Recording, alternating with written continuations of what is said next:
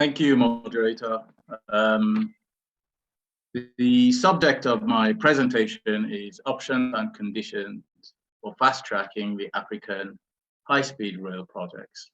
My name is Rowland Ataguba. I am CEO at Bethlehem Rail. I was going to give you a quick background, but given the exigencies of time, I thought it was best we skip any small talk and go straight to the meat of the matter.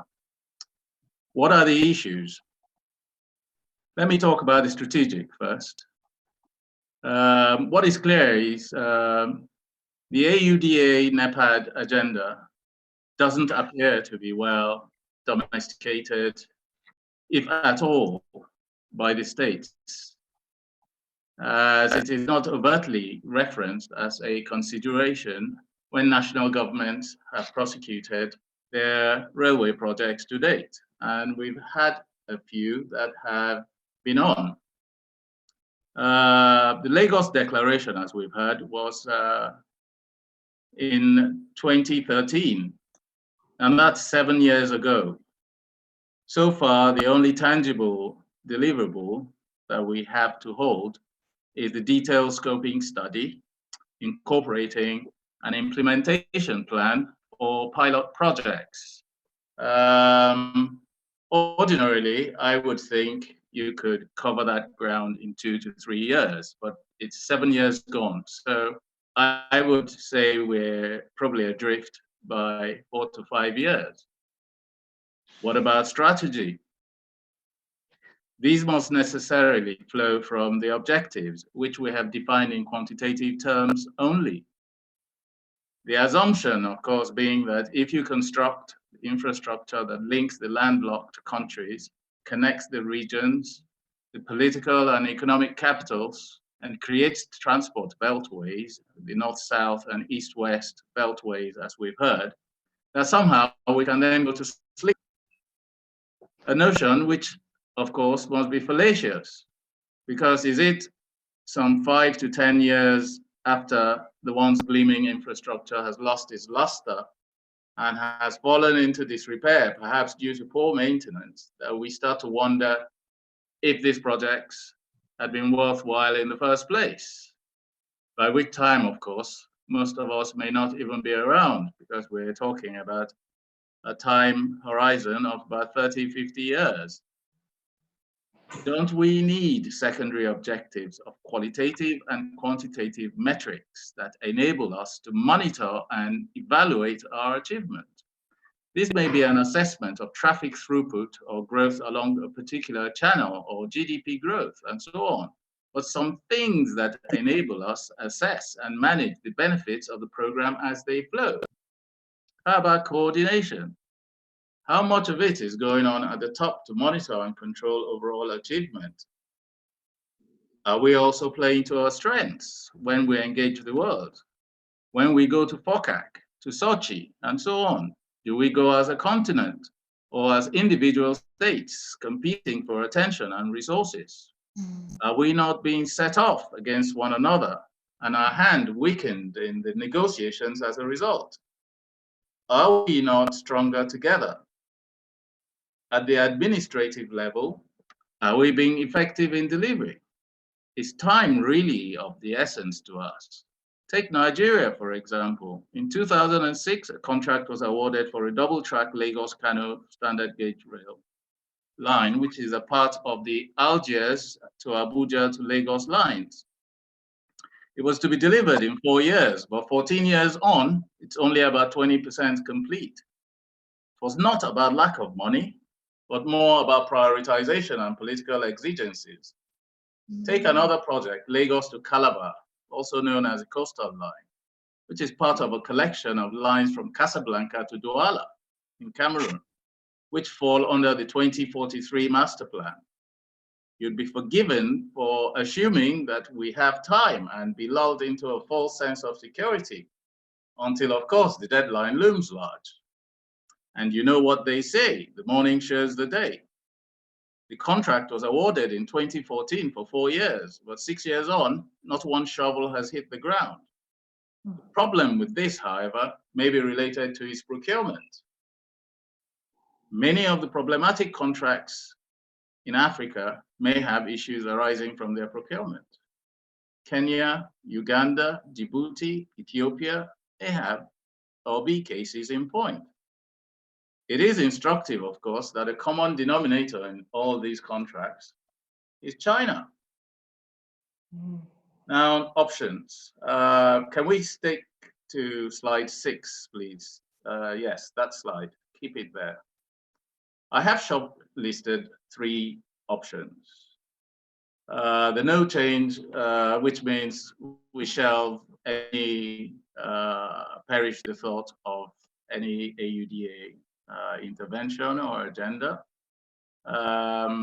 It's not my null hypothesis, but I don't think that argument can be sustained in any case because the status quo is not sustainable.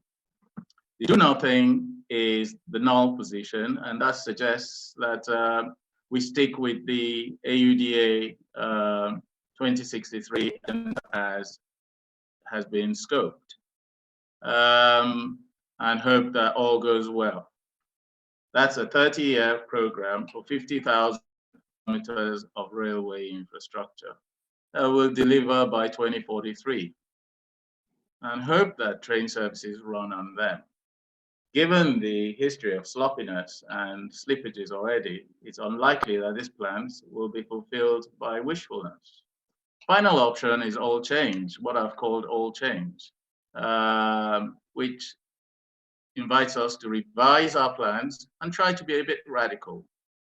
The assumption, of course, is why can't you do whatever you need to be done by year 2033, if not sooner?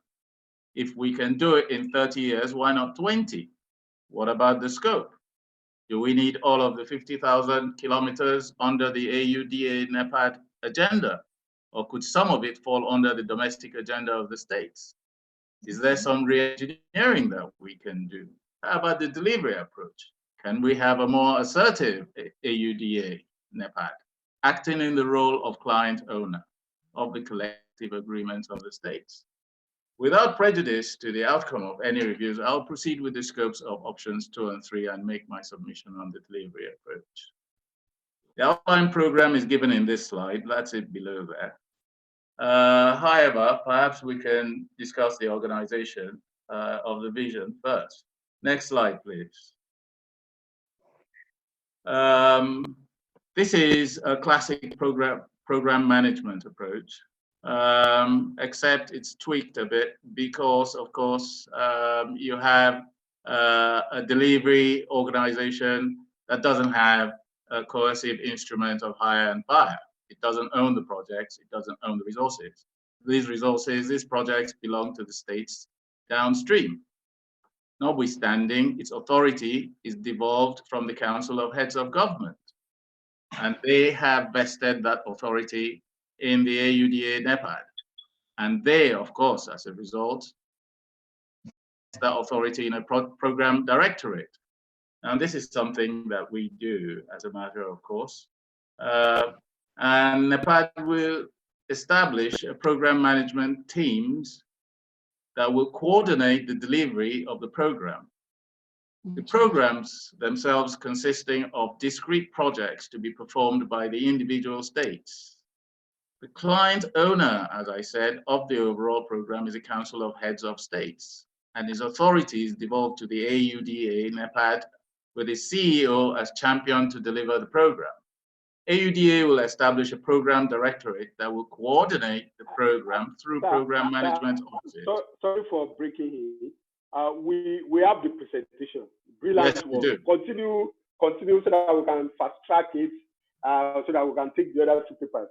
Yes, so continue, sir. Okay. This directorate, and this is the meat of the directorate, it will be accountable to a steering committee comprising of key AUDA stakeholders.